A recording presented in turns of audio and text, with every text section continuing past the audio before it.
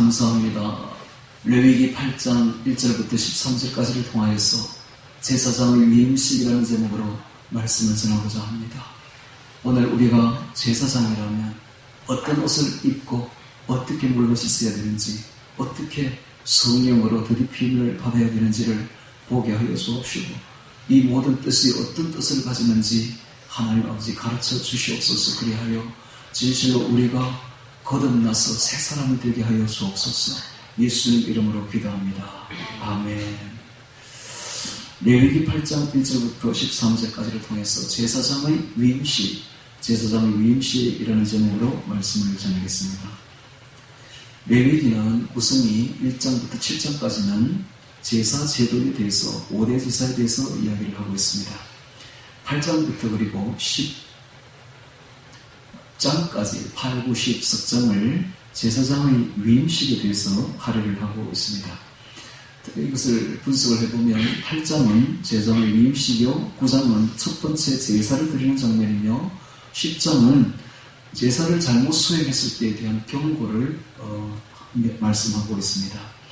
오늘 이 8장에서는 1절부터 13절까지를 통해서 제사장의 위임식이라는 제목으로 말씀을 전하겠는데요. 자, 문제는 이 제사장이라는 것이 무엇인가라는 것을 먼저 우리가 알고 넘어가야 될 것 같습니다.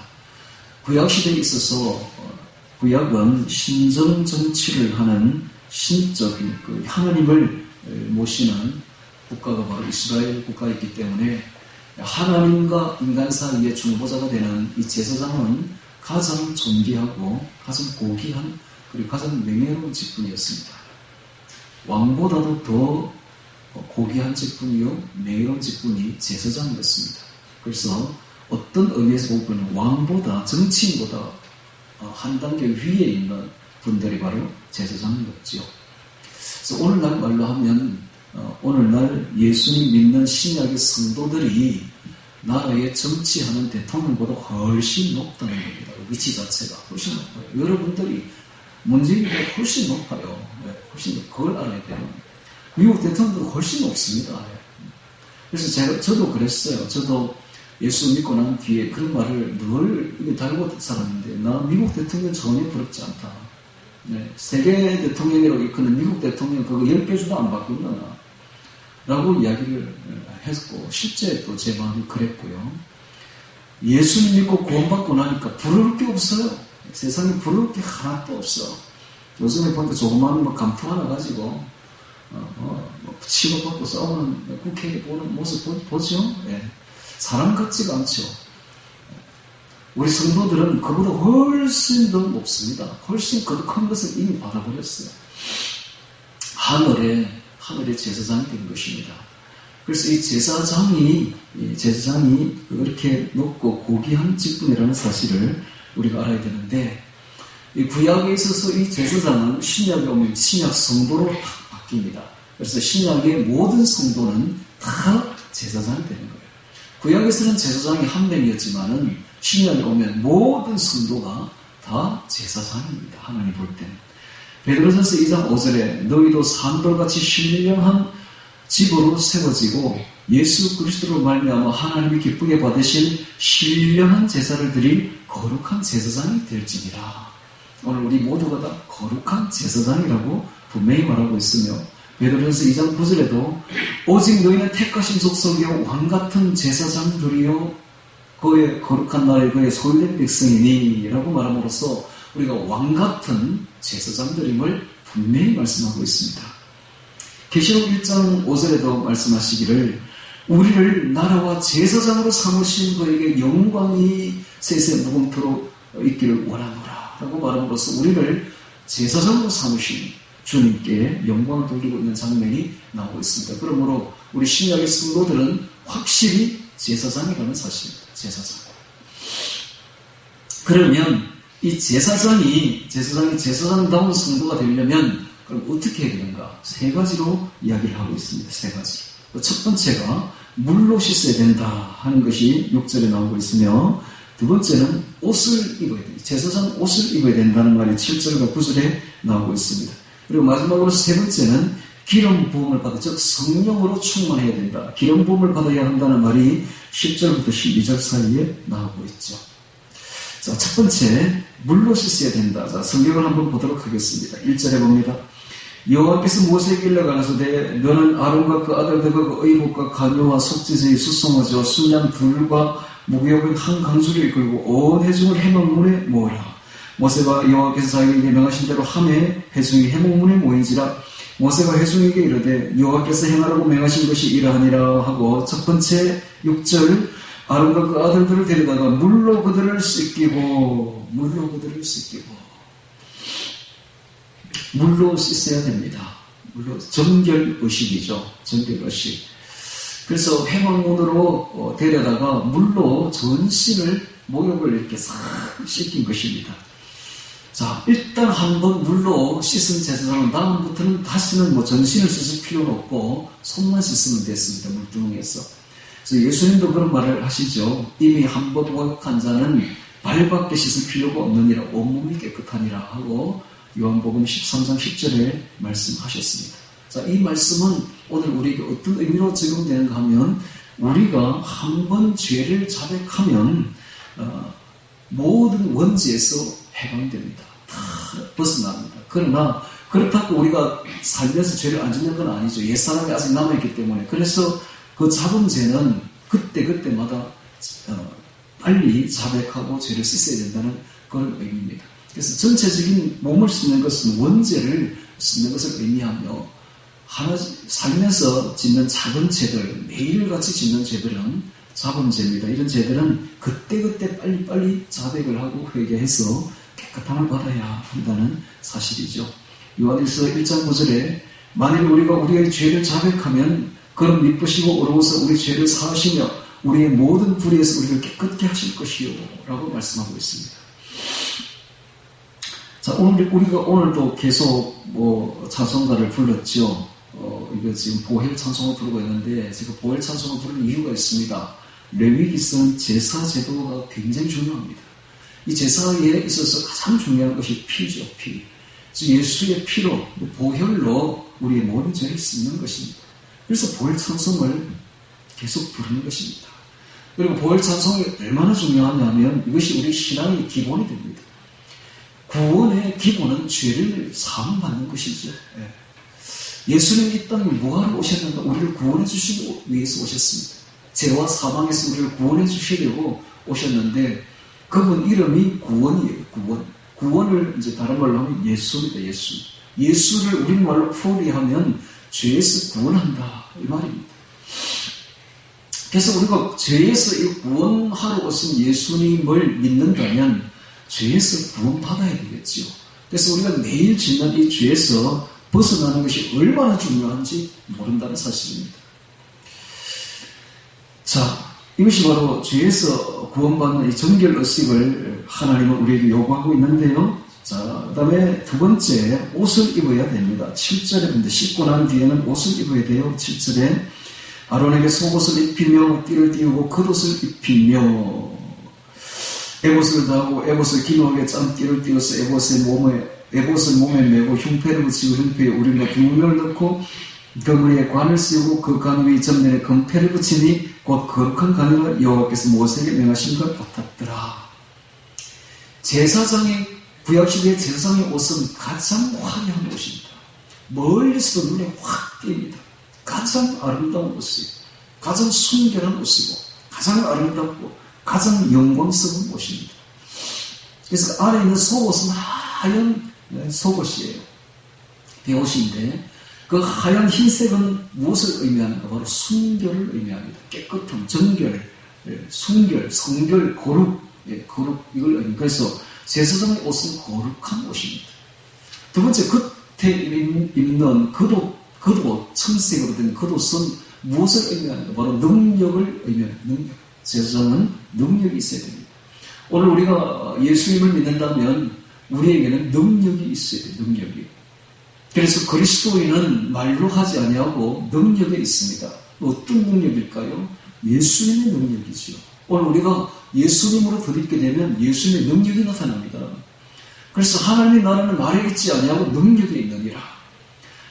엘리야가 엘리사에게 겉옷을 이렇게 입혀주죠. 겉옷을 입혀주죠. 이렇게 엘리사가 그 불모를 타고 올라가는 엘리야의 겉옷을 잡고 이제 입게 되니까 자신이 그 엘리야의 능력을 덧입게 되는 것입니다. 그래서 겉옷은 능력을 상징합니다.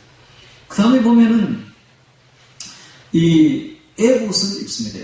에봇은 앞에 흉패가 이렇게 붙어 있어요. 흉패는 12가지 보석이 이렇게 붙어 있습니다. 아름다운 옷이지요. 아름다움. 그래서 제사장의 옷은 어떤 옷인가? 굉장히 아름다운 옷입니다. 근데 12보석은 12지파를 상징합니다. 그래서 12지파를 자신의 가슴에 달았다는 것은 12지파를 엄청나게 사랑한다는 뜻입니다. 이 가슴은 사랑을 뜻하는데 12지파를 자기 가슴에 달고 있듯이 사랑한다는 뜻입니다. 그래서 이 아름다운 옷은 바로 이 사랑을 뜻하는 것이죠. 사랑. 자, 그리고 이 옷은 멀리서 보면 이게 금이 번쩍번쩍, 보석이 번쩍번쩍 나는 것이 또 머리에는 여호와께 성결이라는 금패를 붙인 모자를 씁니다. 네. 자, 그러다 면류관을 쓰는 것이죠. 자, 그러다 보니까 이 모든 옷이 한마디로 말하면 아주 영광스러운 옷이 되는 것입니다. 영광의 옷이 됩니다. 이것은 오늘 우리에게 영적으로 큰 것을 시사하고 있습니다. 먼저 영광의 옷에 대해서 우리 한번 생각해 봅시다. 앞으로 우리가 부활을 하게 되면 예수님이 이 땅에 우리가 공중 재림하게 되고 공중 재림하게 되면 무덤에서 잠자는 성도들이 무덤이 터지고 일어나서 영광의 부활체를 입고서 먼저 하늘 공중으로 끌려 올라갑니다. 그와 거의 동시에 살아있는 우리들도 신령한 부활체로 변화되어서 공중으로 끌어올려서 공중에서 구름 속에서 주를 영접하게 되는 것입니다.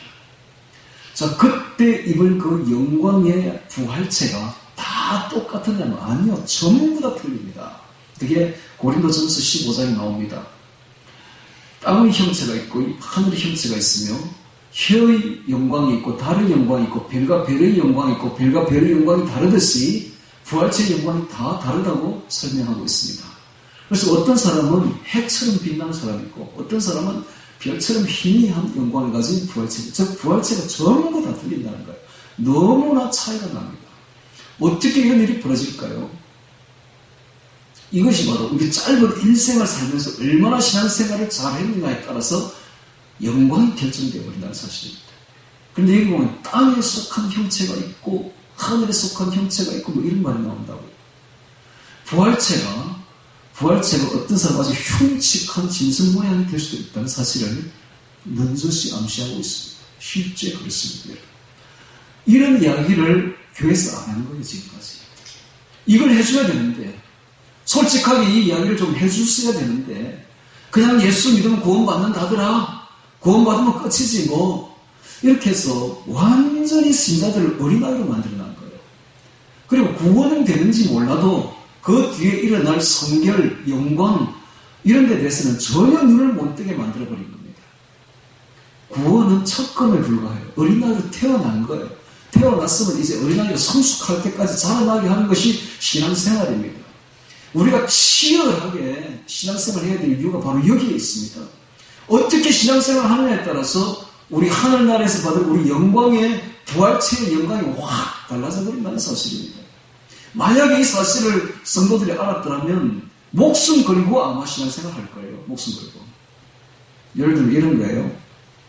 이슬람 지역에 이슬람 그 경전에 전부 거짓말입니다. 그거 마귀 경전이죠.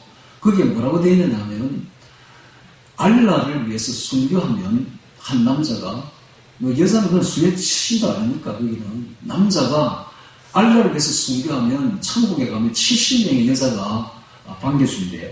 아내가 70명이 있대. 그러니까 이놈들이요 죽기 살기로 순교하잖아요. 지금 아랍 전사들 보세요. 비행기를 모르고 그냥 뭐 들어박지를 않나, 폭탄을 메고 그냥 뛰어들지를 않나. 왜 그렇습니까? 그 교리가 그렇게 되어 있거든. 그러니까 목숨을 거는 거예요. 내가 죽으면 천국에 70명의 아내가 기다리고 있다는데, 예쁜 여자들이 기다리고 있다는데, 그거 하나만 이렇게 해줘도 그 정도인데, 만약에 기독교가 부활체가 다르다는 것을 이야기를 정확하게 해줬더라면 그런 사람하고 비교할 수 있겠습니까? 아마 목숨 걸 거예요, 목숨 걸.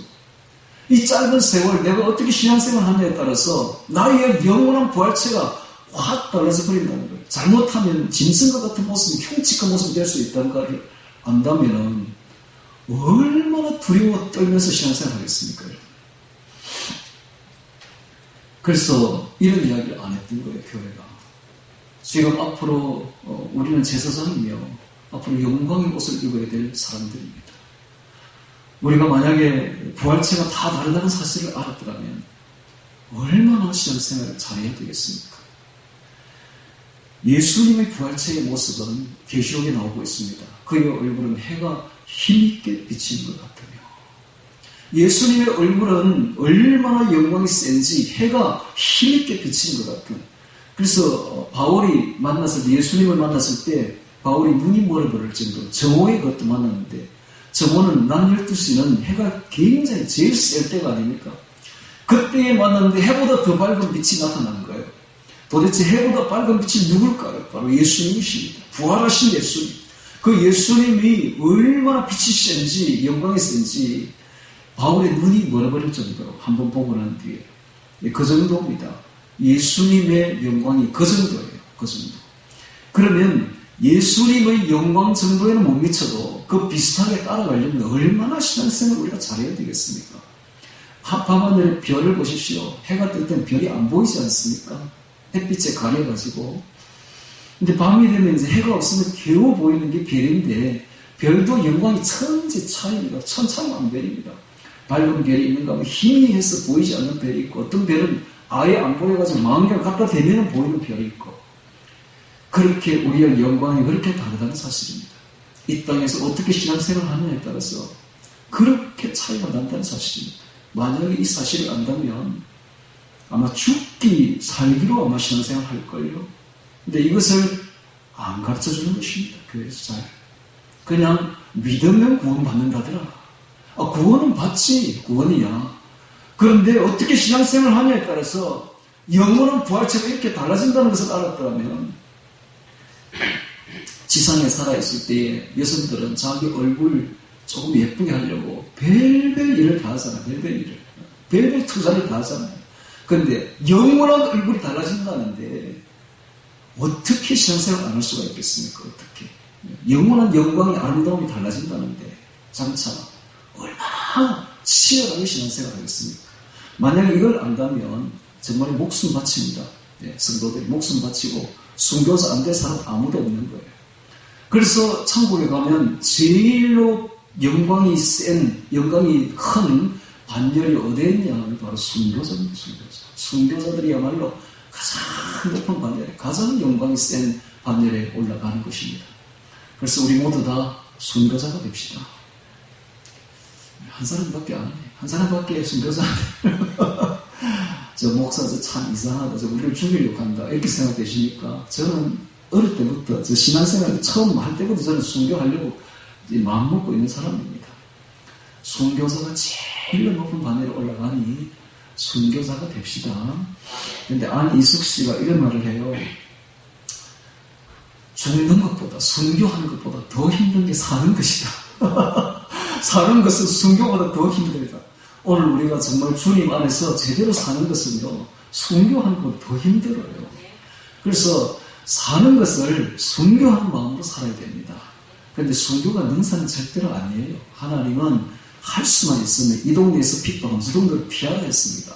이 동네에서 핍박하는데 괜히 여기서 죽으려고 목 내밀고 있지 말고 살아서, 어떻게 하든지 살아서 하나님의 일을 하루라도 더 하라는 것이 하나님의 명령입니다.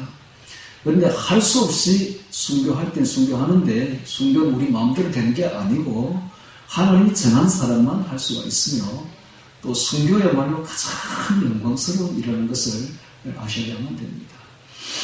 자, 이렇게 영광의 옷이 우리를 기다리고 있습니다. 영광의 옷으로 입어야 됩니다. 그 다음에 첫 번째 보면 이 옷은 깨끗한 옷으로 입어야 됩니다. 깨끗한 옷으로. 아론이 입었던, 제사장이 입었던 그 속옷이 하얀 세마포 옷이듯이 우리는 깨끗한 옷으로 갈아입어야 되는데요. 영광의 옷, 아름다운 옷은 차지하고서라도 일단 첫걸음이 깨끗한 옷입니다. 이것부터 변화된다면 이거는 엄청난 거예요. 지금. 오늘 우리가 보혈 찬송 11개를 불렀는데 이 전부 다 깨끗한 옷을 입자는 이야기인 것입니다. 뭐라고 이걸 설명을 해야 될까요? 설명을 할 수 없는데 어쨌든 여러분들은 알 것입니다. 내 자신은 알아요. 내가 어떤 옷을 입고 있는지 다른 사람은 몰라도 내 자신은 잘 알고 있습니다. 어거스틴이 회심할 때까지 그는 방탕하고 술 취했으며 엄난하고 그런 행동을 했습니다. 그러다가 그가 어느 날 동네 아이들이 놀다가 이런 소리를 합니다. 집어들고 읽으라. 이런 이상한 그런 이제 놀면서 애들 동료 속에 집어들고 읽으라. 이런 말이 들리는 거예요. 그 말을 듣고는 갑자기 성경을 집어들고 턱 펼쳤는데 로마서 13장 13절 펼쳐진 것입니다. 그래서 거기에 이렇게 되어 있죠. 낮에와 같이 단정히 행하고 방탕하거나 술 취하지 말며 엄난하거나 호색하지 말고 다투거나 시기하지 말고 오직 주 예수 그리스도를 옷 입고 정욕을 위하여 육신의 일을 도모하지 말라. 예수 그리스도로 옷 입고 정욕을 위하여 육신의 일을 도모하지 말라. 이 말에 끼어진 것입니다. 물론 그 전부터 그의 어머니 모니카가 그를 위해서 기도하고 있었지만은 이 말씀 하나에 끼어진 것입니다. 그래서 그가 초대 교부 중에 가장 위대한 그런 선교제 일을 할 수가 있었는데요. 자, 여기 보면 로마서 13장 13절 우리 한번 찾아볼까요? 이것만 해도 오늘 큽니다. 이것만 우리가 실천할 수만 있다면은 굉장한 걸 성취하게 되는 것이죠. 로마서 13장 13절 로마서 13장 12절부터 보도록 하겠습니다. 12절 11절부터 보죠. 로마서 13장 11절 또한 너희가 이 시기를 알거니와 자다가 깰 때가 벌써 되었으니 이는 이제 우리의 구원이 처음 믿을 때보다 가까웠음이니라. 밤이 깊고 낮이 가까웠으니 그러므로 우리가 어두움의 일을 벗고 빛의 갑옷을 입자. 낮에와 같이 단정히 행하고 방탕과 술 취하지 말며 엄난과 호색하지 말며 쟁투와 시기하지 말고 오직 주 예수 그리스도로 옷 입고 정욕을 위하여 육신의 일을 도모하지 말라. 무엇을 벗어야 되는지를 분명히 이야기하고 있으며 무엇을 입어야 되는 것을 이야기를 하고 있습니다. 우리가 구원을 받고 난 뒤에는 구원받기 전에는 옛사람으로 살았습니다. 그런데 구원을 받는 그 순간 우리는 영적으로 하늘나라의 어린아이로 베이비로 새롭게 탄생되는 것입니다. 그래서 우리 속에는 완전히 새롭게 탄생된 하늘나라 아기로 탄생되는 것이죠. 그런데 교회는 탄생된 아기가 자꾸 젖을 먹고 자라나고 이렇게 장성해야 되는데 아기로 태어난 그것으로 그냥 끝을 내버려요. 다시는 더 이상 자라나지 못하게 만드는 것이 바로 우리 지금까지의 우리 교회의 형태였습니다. 성결해야 되며 자라나야 되며 많이 먹어야 되며 말씀을 먹고 자라나서 장성하고 이렇게 해야 되는데 그냥 어린아이 그대로만 있는 거예요. 늘 젖이나 먹는 어린아이로 만든 것이 지금까지 교회의 형태였지요. 절대로 그래서는 안 됩니다. 자라나야 됩니다. 그런데 우리가 예수 그리스도를 믿고 새롭게 탄생되면 우리 안에 새 사람이 생겨져요. 완전히 새 사람이 생겨지는데 그럼 옛사람이 죽어버리는데 없어졌느냐? 아니요. 옛사람도 그대로 있습니다. 그래서 새 사람과 옛사람이 공존해요.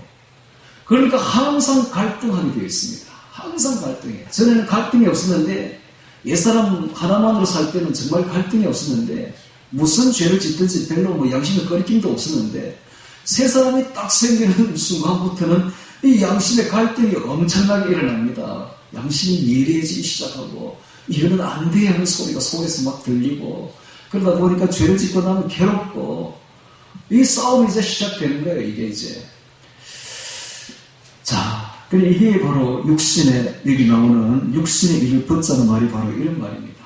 잘 벗기가 힘듭니다. 이게 그러나 세월이 하루, 이틀, 1년, 2년 지나면서 점점 벗어집니다.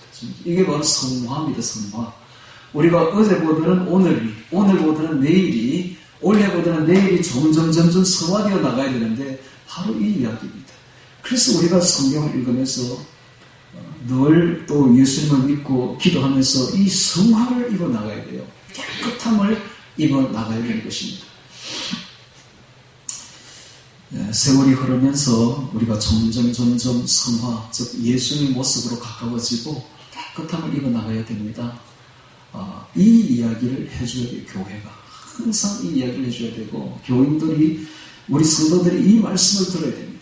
들어서 치열하게 신앙생활을 해야 돼요. 의지를 가지고, 의지를. 내가 깨끗해져야 되겠다. 정말 이 더러움을 벗어버리고 정결함으로 나아가야 되겠다. 그래서 이런 보혈 찬송도 불러야 되고, 부르면서 의지를 가지고 벗어야 됩니다. 항상 세상이 보는 것이, 듣는 것이 죄악투성이 아닙니까? 이런 죄악투성이 속에서 우리가 정결함을 입고 깨끗함을 입어 나가야 되는 것이 우리 성도의 모습인 것입니다. 이 깨끗한 옷 하나만 입어도 하늘의 영광의 형태가 달라집니다. 이걸 알아야 됩니다. 하늘에 우리가 입을 부활체는 정해진 게 아니에요. 지금 신앙생활을 어떻게 하느냐에 따라서 완전히 달라지기 시작합니다. 지금 자신의 부활체가 어떤 모습일까 자신이 더 잘 알아. 내가 이렇게 신앙생활했으면 내가 이렇게밖에 안 될 거예요. 딱 대충 알 수가 있어요. 하나님이 안 보여줘도. 그런데 오늘부터 결심을 하고 의지를 가지고 진짜 새 생활을 해야 되겠다. 육신의 일을 벗어버리고 더러움의 일을 벗어버리고 하면 그때부터 신앙생활을 시작하고 치열하게 회개하고 예수님과 붙어 살면은 달라진다니까. 이게 하늘까지 갈 것도 없어. 벌써 얼굴에서 벌써 달라져. 사람 얼굴에서부터 벌써 달라지기 시작합니다. 그래서 40이 지나면 자기 얼굴에 책임을 지라는 말이 바로 이 말입니다.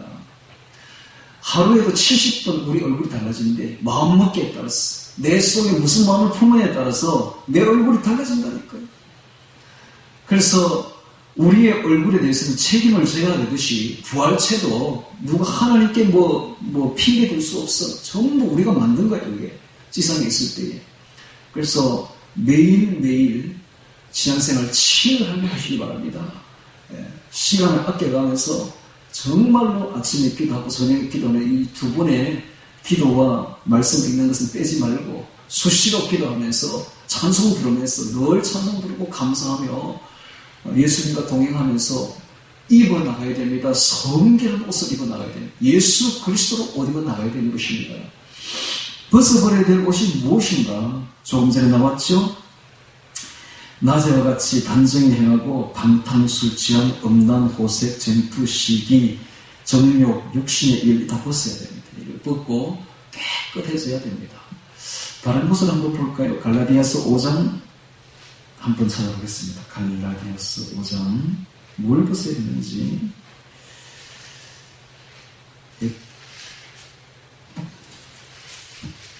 갈라디아서 5장에 보면 육체의 일은 나오죠. 19절에 육체의 일은 현저하니 음드호 우술 원분 시분 당분이 투술방 이런 것을 벗으라고 말하고 있습니다.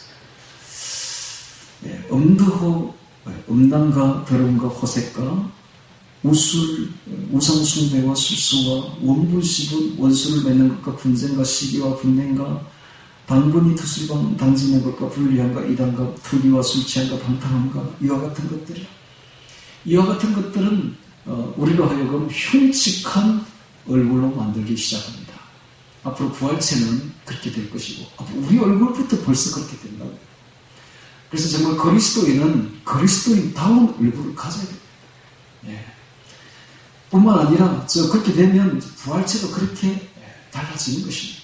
아름다운 영광으로 환한 모습으로 달라지는 것이죠. 그래서 우리 마음에 달려있습니다. 우리 마음먹기, 우리 마음부터 깨끗하게 씻어서 성결하게 씻어서 깨끗한 옷을 입게 되면 이렇게 아름다운 부활의 영광체가 우리를 기다리고 있다는 사실을 잊지 말아야 됩니다. 우리는 제사장으로서 깨끗한 정결한 옷을 입어야 되는 것입니다.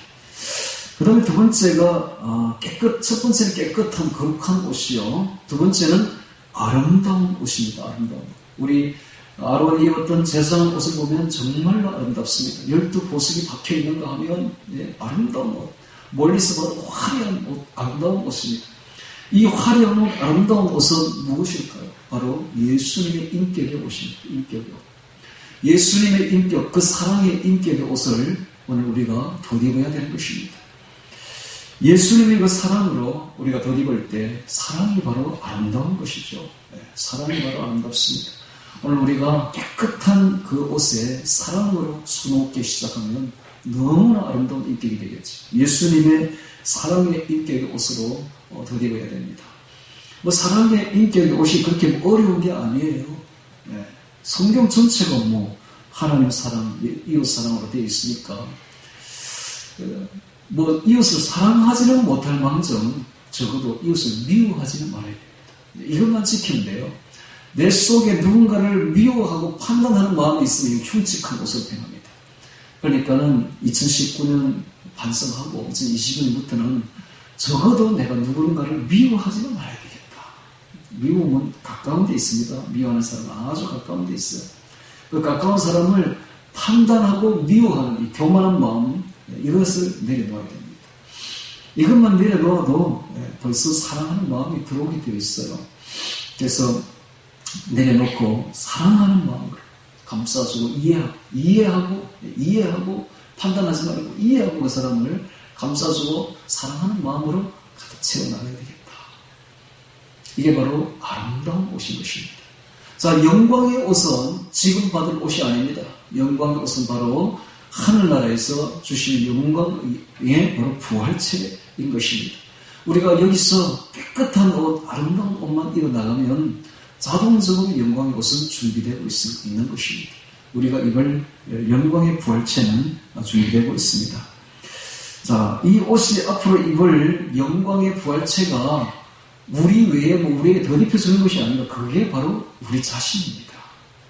그게 앞으로 입을 부활체 그게 바로 우리 자신의 모습이라고 해요. 진정한 우리의 모습, 그게 바로 앞으로 입을 부활체의 모습인 것입니다. 그래서 이 부활체의 모습은 얼마나 이 땅에서 신앙생활을 치열하게 각고의 노력으로 의지를 가지고 신앙생활을 했느냐에 따라서 달라집니다. 만약에 이 사실을 깨닫는다면 오늘부터 신앙생활을 진짜 잘하게 될 것입니다, 여러분들. 그렇죠? 네. 세상에 이보다 더 중요한 일은 없습니다. 인생 70년, 80년 한순간에 빛은 지나가 버립니다. 그러나 영원한 세월은 영원히 그대로 굳어서 남는 70년 동안 어떻게 신앙생활을 했느냐에 따라서 우리의 부활체가 우리의 진짜 진면목이 확실하게 달라져 버린다. 만약에 이 사실만 안다면 진짜 치열하게 신앙생활을 하게 되어 있습니다. 이슬람 전사들 저만가라 식으로 정말로 신앙생활 잘하게 되어 있는 거예요. 이런 사실들을 한국교회가 안 가르쳐 주는 거예요. 그러니까 엉망입니다. 신앙생활 하는 게 엉망. 만약에 이 사실을 알았더라면 얼마나 신앙생활 잘하겠습니까?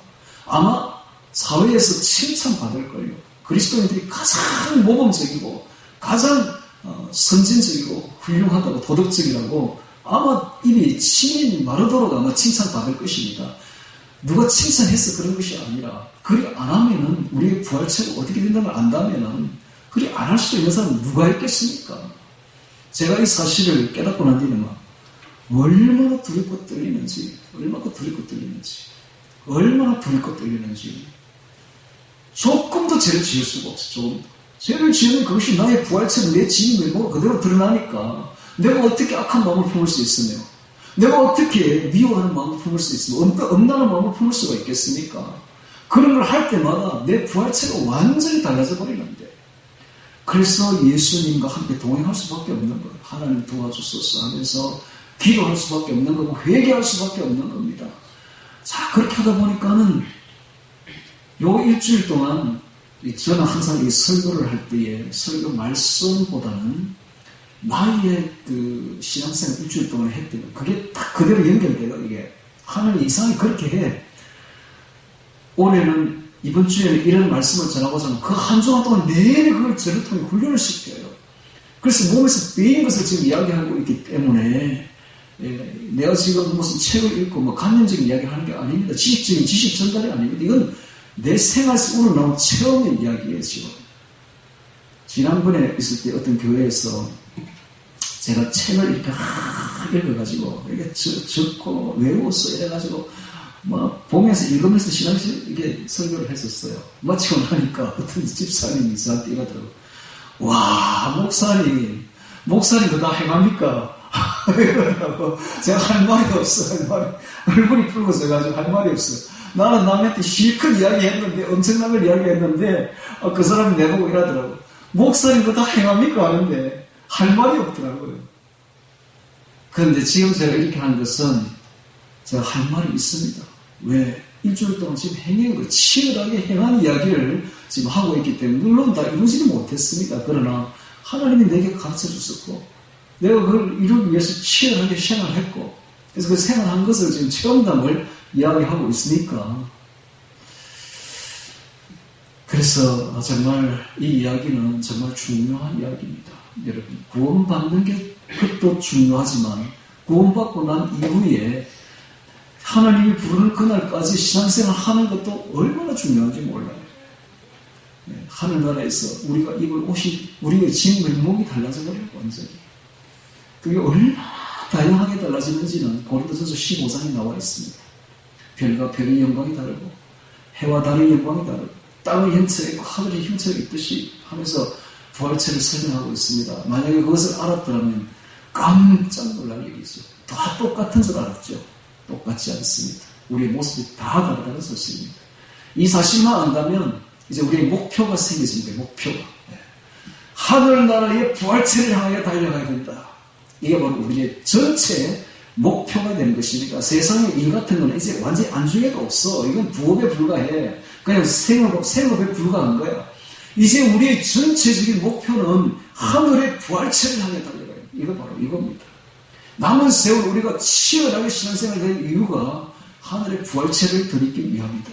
제사장의 옷을 입기 위함이다. 하는 것을 알아야 되는 것입니다. 자, 그래서 두 번째 이 옷을 입는 거 이거 아주 중요하죠. 제사장은 물로 씻어야 되고 그다음에 옷을 입어야 되는 것입니다. 자, 세 번째는 10절 이하에 나옵니다. 10절 이하에 한번 보겠습니다. 레위기 8장 10절 모세가 관유를 취하여 장막과 그 안에 있는 모든 것에 발라 거룩하게 하고. 자, 이 관유가 나오는데 관유는 처음 딴 올리브유의 처음 기름에다가 그 여러 가지 향품을 섞습니다. 그래서 이 향품의 향기가 얼마나 좋았는가 하면 하나님께서 너희들은 절대로 이런 관유를 만들지 말라. 관유를 만들어가지고 너희들 사적으로 쓰지 말라라고 경고할 정도로 향기가 좋았습니다.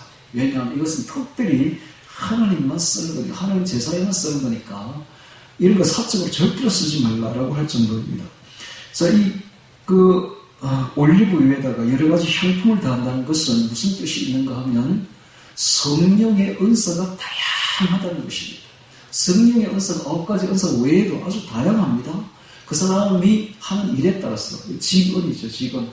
자기가 하는 일에 따라서 하나님이 다양한 은사를, 그 일을 잘할 수 있도록 내려주시는 것입니다. 이게 바로 관유입니다. 모세가 관유를 취하여 장막과 그 안에 있는 모든 것을 발라 거룩하게 하고, 자, 이 관유가 발라지는 순간부터 하나님의 것이 되어버립니다. 그래서 거룩해져 버리는 것이죠. 즉, 오늘날 성령께서 임하게 되면 우리에게 임하게 되면 우리가 거룩해져 버리고 하나님의 것으로 되어버린다는 사실입니다. 또 단에 7번 뿌리고 그 단과 그 모든 기구와 물두멍과 그 받침에 발라 거룩하게 하고, 또 관유로 아론의 머리에 부어 발라 거룩하게 하고. 아론의 머리에 부어 발라 거룩하게. 이게 바로 성령입니다. 성령. 오늘 우리가 영적으로 이것은 무엇을 의미하는가를 알아야 되는데, 자, 이것은 바로 우리에게 지금 부어지는 하늘의 성령님이십니다. 성령. 성령이 우리에게 오게 되면 우리가 거룩하게 되어버리는 것입니다. 모세가 또 아론의 아들들을 데려다가 그들에게 속옷을 입히고 띠를 띄우며 관을 씌웠으니 여호와께서 모세에게 행하신 것 같았더라. 왜 아론만 하지 않고 아론의 아들들까지 불러서 그렇게 했는가? 제사장은 대를 이어서 가야 되기 때문에 처음부터 그들에게 가르치고 그들에게 또한 구별시키기 위해서 아론의 아들들은 앞으로 제사장이 될 사람들이니까 같이 불러서 같이 씌웠던 것입니다. 자, 오늘 우리는 요한 강요에 대해서 잠시만 이야기하고 마치도록 하겠습니다. 요한일서 2장 20절에 말씀하시기를 너희는 거룩하신 자에게서 기름 부음을 받고 모든 것을 아느니라. 요한일서 2장 27절에도 너희는 주께 받은 바 기름 부음이 너희 안에 거하나니 아무도 너희를 가르칠 필요가 없고 이런 말이 있습니다. 성령님께서 우리 안에 거하게 되면 성령님께서 모든 것을 깨우쳐 주시고 알게 해주십니다. 그래서 성경을 이렇게 보면 그때부터 성경이 보입니다. 안에 있는 성령께서 조명하셔서 성경을 깨닫게 하시고 성경을 보게 하시고 깨닫게 해주시는 것입니다. 그래서 우리 성도들은 항상 말씀으로 이렇게 성경케 되어 나가고 말씀으로 자신을 만들어 나가야 되는데 말씀을 보면서 항상 성령으로 기도하고 말씀을 가지고 그걸 가지고 성령 기도하면 성령께서 다 가르쳐 주십니다. 이건 이런 말이고 이건 저런 뜻이고 이렇게 해야 되고 저렇게 해야 되고 다 가르쳐 주십니다. 그러므로 우리는 항상 창세기부터 계시록까지 1년에 한 번 정도 일독을 해야죠. 그렇죠? 일독 안 합니까? 일독해야 됩니다. 그리고 항상 이 성경을 예수님이라 생각하고 가까이 두고 읽어야 됩니다. 읽을 때에 잘 모르겠거든 해설서를 곁에 두고 해설서를 읽어가면서 한 장을 가지고 한 서너 번씩 읽어야 됩니다. 하루에 한 장씩. 창세기부터 계시록까지 1년에 다 읽으면 좋겠지만 한 3년 걸립니다. 한 장씩 하면은 어쨌든 3년이 걸려도 좋고 5년이 걸려도 좋으니까 적어도 하루에 한 장씩은 읽어야 돼요. 아니면 반 장씩이라도 읽어야 돼요. 읽어서 그걸 가지고 성령의 대화를 해야 됩니다. 성령의 음성을 들어야 됩니다. 음성을 듣고서 그 말씀대로 살아가야 됩니다. 자, 그렇게 하다 보면 어떤 일이 벌어지는가? 무슨 일을 결정할 때에 성경대로 결정해버립니다. 그게 중요한 거예요. 항상 무슨 판단을 할 때에 하나님의 이 말씀대로 판단해요. 그게 제일 올바른 길이죠. 요즘에 사기꾼들이, 정치 사기꾼들이 나라를 엉망으로 만들고 있죠. 어제 보니까는 문재인이가 대통령 하기 직전과 하고 난 직후에 공약을 37개인가 네 그렇더라고. 전부 거짓말로 다 판명났습니다. 다 실행이 안 되고 다 거짓. 사기꾼이죠, 완전히. 왜 그런 일을 합니까? 성경이 바탕이 안 돼 있으니까. 성경대로 결정하지 않으니까. 성경대로 판단하지 않으니까 그렇게 위선자가 되는 것입니다. 자, 오늘 우리는 어떻게 해야 되는가? 모든 판단을 내 생각대로 하면 안 됩니다, 이제부터는 내가 읽었던 성경대로 해야 돼. 성경이 내 속에 들어있으면 성경 말씀을 가지고 성령께서 다 가르쳐 주십니다. 그리고 판단시켜 주십니다. 할렐루야.